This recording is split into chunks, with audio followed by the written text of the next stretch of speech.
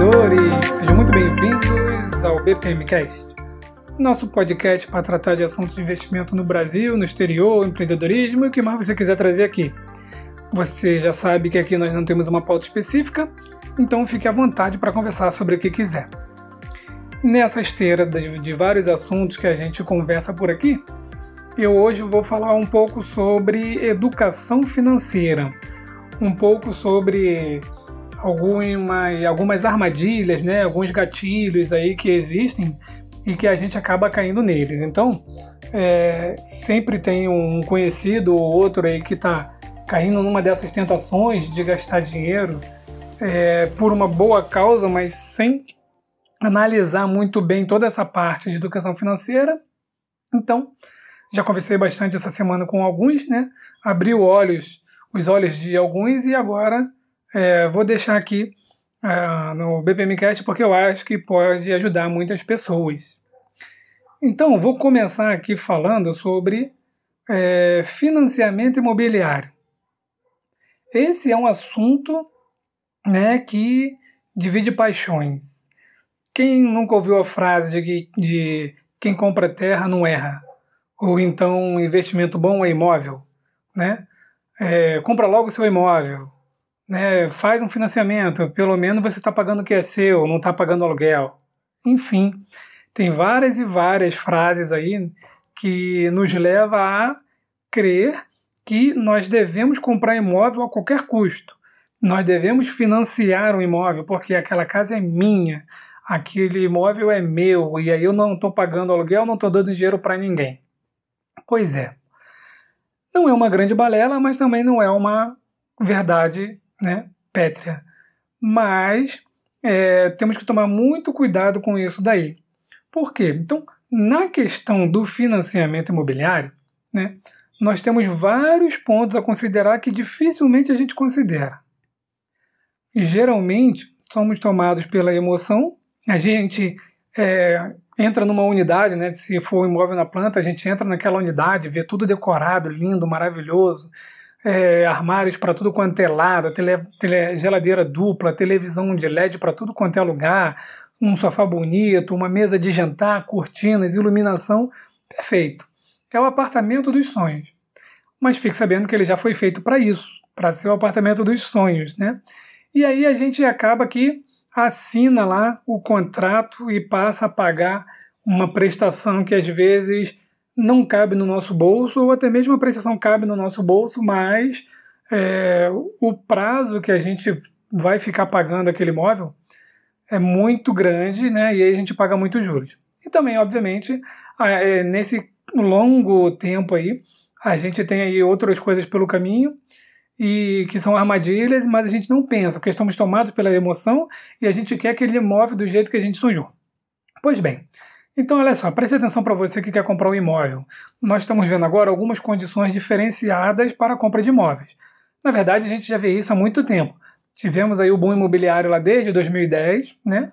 Depois ele deu uma... 2010 não, antes até, acho que 2008. Depois ele deu uma descida e o boom imobiliário diminuiu. E depois ele deu uma estagnada, deu até uma melhorada, né? Mas agora deu uma estagnada de novo por conta da pandemia e a gente já começa a ver um pouquinho uma nova crescente aí da venda de imóveis e dos financiamentos. Então é um negócio muito cíclico. E quem é que não tem um amigo, um exemplo, alguém que vai falar assim, não, eu conheço uma pessoa que comprou o imóvel por 200 e vendeu por 750? Ou então aquela que, não, eu tenho um apartamento que eu paguei 200, mas hoje ele vale 1 milhão. Quando falam isso para mim, a primeira coisa que eu falo é, vale 1 milhão? Bom, então vende. Vende agora para ver se vai vender por 1 milhão, né? Então uma coisa é aquele preço que a gente imagina que tá. E o outro é o preço que realmente a gente vende, né? Então é igual carro. Qualquer coisa que você for vender, tem o preço ali que você imagina que vale e tem o preço que realmente vale. Além do mais, existem várias outras taxas, impostos, várias outras coisas que a gente tem que pagar quando vende um imóvel com ganho de capital, né? O primeiro deles é se você não comprar um outro imóvel mais caro no período de 6 meses, você vai pagar então 15% sobre o ganho de capital. Isso, se não for o seu primeiro imóvel, né? Se não for o seu único imóvel e não custar menos de 440 mil. Então, se você tem um único imóvel e ele custa menos de 440 mil, quando você vende com ganho de capital, você não precisa pagar o imposto. Mas aqui nós estamos falando não da venda, e sim da compra, porque a venda é um negócio até mais tranquilo. Agora, a compra é um negócio mais problemático. Então, olha só, quando você for comprar um imóvel, você tem que considerar o seguinte. Por enquanto, esquece a taxa de juros que eu vou comentar já já. O que você tem que pensar? Primeira coisa, quando eu estou morando de aluguel, eu tenho algumas desvantagens. Quais são? Primeiro, o imóvel não é meu. Então, estou morando no imóvel, estou pagando um aluguel, o valor daquele aluguel vai todo para o proprietário do imóvel, né? Então, entre aspas, tá? Não estou pagando o que é meu para morar, estou morando, e se o proprietário quiser o imóvel, ele tem que me pedir e eu tenho que sair. Isso é um problema gravíssimo aí nessa parte, né? Mas, em compensação, tem algumas vantagens, como, por exemplo, quando você paga um aluguel, você só paga o aluguel, o condomínio, obviamente, e o IPTU. Qualquer benfeitoria, qualquer problema que dê no apartamento, é o inquilino, é o proprietário que deve consertar, que deve arcar com esses custos aí. Então, você... já aconteceu comigo, tá? Então, o piso do banheiro soltou. Então, eu tenho que comprar o piso, porcelanato, contratar o pedreiro, ir lá e trocar. O inquilino, ele só tem que morar, ele só vai reclamar, vai passar por um transtorno ali de uns 3, 4, 5 dias para arrumar, mas até se fosse na casa dele, ele também passaria por esse transtorno. Então, esse daí é um dos benefícios. Mas o grande problema, né, que as pessoas comentam entre comprar ou alugar é porque quando você paga o aluguel, parece então que você está dando dinheiro para aquela pessoa, você está jogando aquele dinheiro fora. Mas na verdade você não está jogando dinheiro fora, né? Aquele dinheiro do aluguel, ele é praticamente a mesma coisa que você joga fora no financiamento com os juros, tá bom? Então, eu vou explicar um pouquinho mais detalhado isso daí já já. Quando a gente não perder aqui o raciocínio, então continuando das vantagens e desvantagens, né? Eu falei aqui que a desvantagem é que você pode ter que sair do apartamento, do imóvel, a hora que o proprietário pedir, né? E também você não está morando no que é seu, no seu sonho. Em compensação, você pode estar juntando dinheiro, né? E as vantagens é que você mora lá e também, se você enjoar, você pode se mudar a hora que você quiser, né? Se não tiver multa no contrato, então você se muda, e se tiver algum problema, você não precisa arrumar o apartamento, quem tem que arrumar é o proprietário. Existem algumas exceções de alguns conflitos aí entre inquilino, né, e proprietário, mas enfim, nós estamos falando do normal. Quando você compra um apartamento, o que tem que considerar que poucas pessoas consideram? Primeiro, todas as taxas que tem que pagar. Então tem que pagar taxa no cartório, tem que pagar ITBI, tem que pagar BIT se for na planta, tem que pagar um monte de taxa. Mas o banco vem e te oferece o quê? A facilidade de financiar as taxas. Só que quando você financia todas as taxas, você está financiando por 30 anos, se você financiar o imóvel por 30 anos, você está financiando taxas. Você está pagando juros de taxa. Então, uma taxa de R$4.000. Não, coloca aí junto da prestação do imóvel e divide, que eu não vou nem sentir. Você não vai sentir, mas você vai pagar 2, 3 vezes o valor da taxa.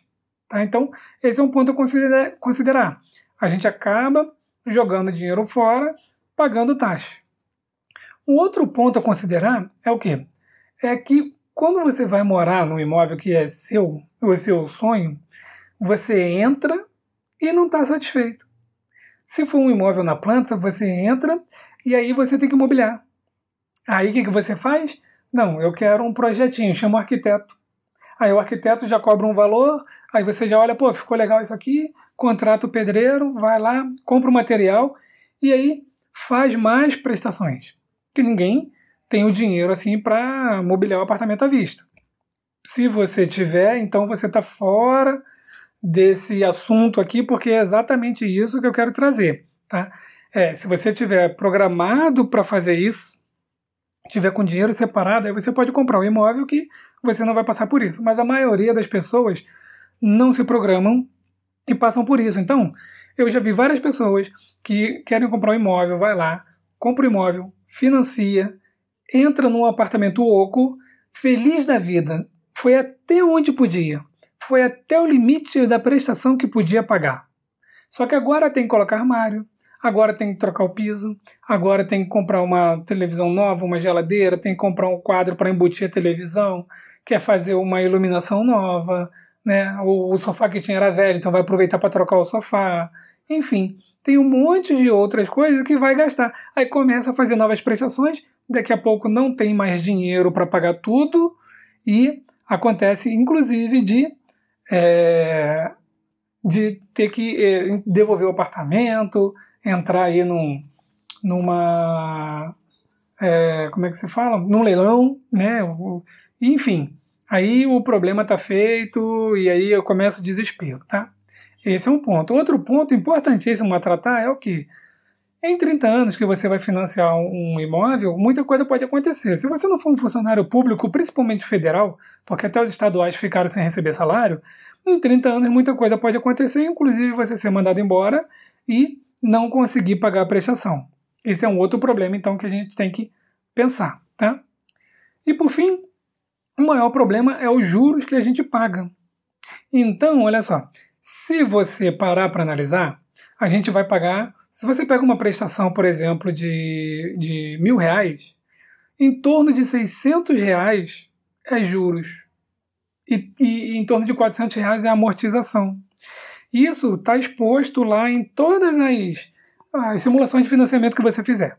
Tá bom? Então entra lá no Banco do Brasil, na Caixa, no Santander, no Bradesco, no Itaú, onde você for, você consegue ver. Aí você tem que pagar os juros, uma taxa de administração, taxa de boleto, olha só, né? Tudo online hoje em dia, você paga R$25 aí pelo boleto, ainda é obrigado a pagar um seguro, que é esse seguro justamente que vai, né, cobrir o problema do desemprego, né, um problema de incêndio, enfim. Então você tem que pagar esse seguro que vai gerar em torno de R$100 mensal. Então é mais coisa que tem que pagar, tá?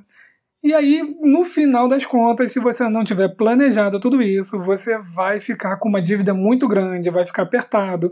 Aí, no longo dos meses, ao longo dos anos, você vai precisar trocar de carro, porque o carro fica velho, vai precisar de manutenção, é mais uma prestação ali, outra aqui. Aí o apartamento já tem 10 anos, você ainda falta pagar 20 anos, só que aí tem um retrofit, tem uma prestação extra, prestação, né, adicional ali para melhorar o condomínio, ou então no seu próprio apartamento soltou o piso, você tem que trocar, deu um problema, enfim. Sempre tem algum gasto pelo caminho, então é por isso que tem que ser muito bem planejado. Tá bom, BPM, falou aí um monte de coisa, mas eu já estou envolvido pela emoção e eu quero comprar o apartamento agora porque o gerente do banco disse que agora é o momento para comprar o apartamento. Pois bem, se você tiver com tudo planejado, ou então, mesmo que não tenha, mas eu quero comprar o imóvel exatamente e agora, eu vou te dar uma dica aqui, que é uma dica aberta aí a todo mundo, está aí na internet, né? Que é como fazer o financiamento imobiliário. Então, olha só, quero primeiro dar um alerta aqui. A Caixa Econômica Federal, que sempre teve um dos menores juros, ela agora não está com menor juros, tá? Então, na Caixa Econômica Federal, você pode fazer um financiamento, né, um crédito imobiliário com taxa de juros fixa, tá bom? Ou uma taxa de juros atrelado ao IPCA. E o que é ruim a taxa de juros atrelada ao IPCA? É ruim porque o IPCA hoje, vamos colocar ali, né, variando aí de 2,5 a 3,5, né? O arroz aí é o vilão agora da inflação, né? Então a inflação está subindo, aí as mídias jogam com os números, né? Então a inflação está, vou dar exemplos aqui, tá? A inflação está 2%, aí ela sobe para 2,4%, né? Pronto, a inflação subiu, aí eles fazem o cálculo, né? Porque vamos botar que a inflação subiu para 3%. Então, a inflação saiu de 2 para 3, aí a mídia vai lá e coloca assim, inflação sobe 50%. Claro, subiu 50%, mas ela não está em 50%.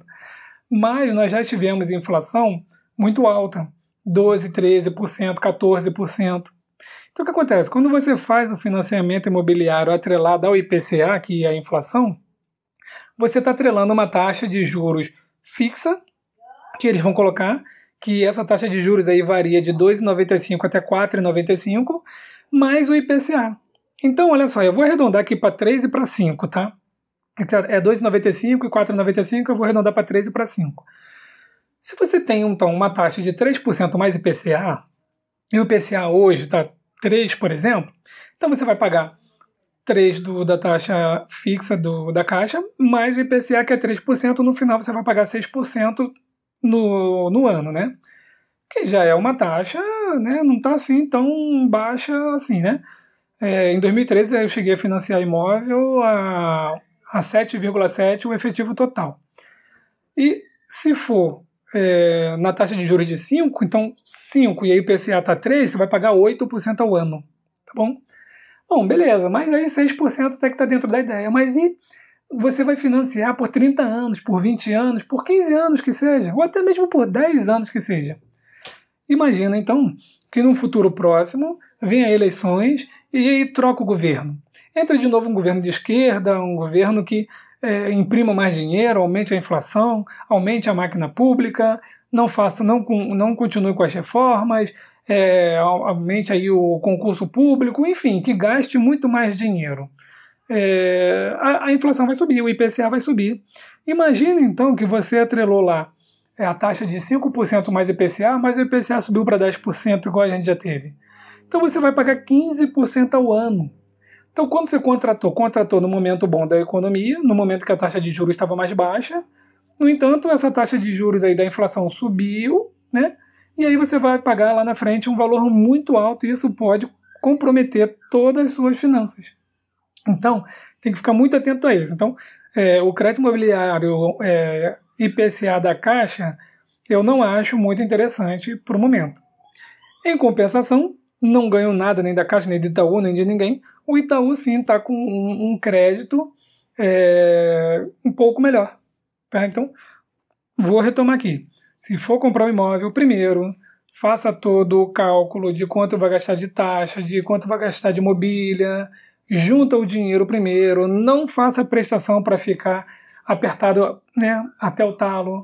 Não entra naquela de, mas a última prestação é muito mais baixo. A última prestação é lá depois de 30 anos, tá bom? Você vai ficar ainda 15 anos pagando uma prestação com a corda no pescoço. Mas, se depois de tudo que a gente conversou aqui, você ainda quer financiar, então o Itaú, ele apresentou, né, linha de crédito aí de R$ 3,99, mais a variação da poupança. Então, olha só, por que eu acho aqui melhor? Mesmo que de tudo de ruim no Brasil, troca partido, eleições, seja lá o que for, eu não consigo ver a nossa poupança pagando 10%. Eu consigo ver o IPCA até em 15%, mas a poupança eu não consigo ver em 10%, até mesmo porque ela tem uma limitação de acordo com a nova regra, né? Que é 6 e alguma coisa. Então, se você for financiar, dê preferência para fazer um financiamento atrelado à poupança, que é o caso do Itaú. Tá? Então, a poupança paga 2%, 3%, 4%. Então, mesmo que os juros subam muito, então você tem lá 3,99 mais 4% da poupança, isso vai para 8%. Mas para a poupança pagar 8%, né, é porque também pagar 4%, 6%, é porque o negócio, o juros subiu muito, né, porque o negócio está ficando realmente feio para o Brasil.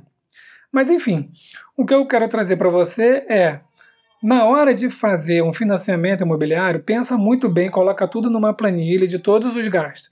E se ainda assim for fazer, não se empolgue com o gerente do seu banco. Faça uma simulação em todos os bancos. Vamos lembrar sempre, né, que o gerente ele quer cumprir, quer bater meta, ele recebe comissão, enfim, é o trabalho dele. Então, não entrem nessa, não se empolguem, tá? Bota tudo numa planilha, seja racional e pense que você vai pagar isso por 10, 15, 20 ou 30 anos, tá? E aí isso pode comprometer toda a sua finança, todo o seu planejamento. Inclusive, vamos supor, você vai ter um filho ou 2 filhos, né?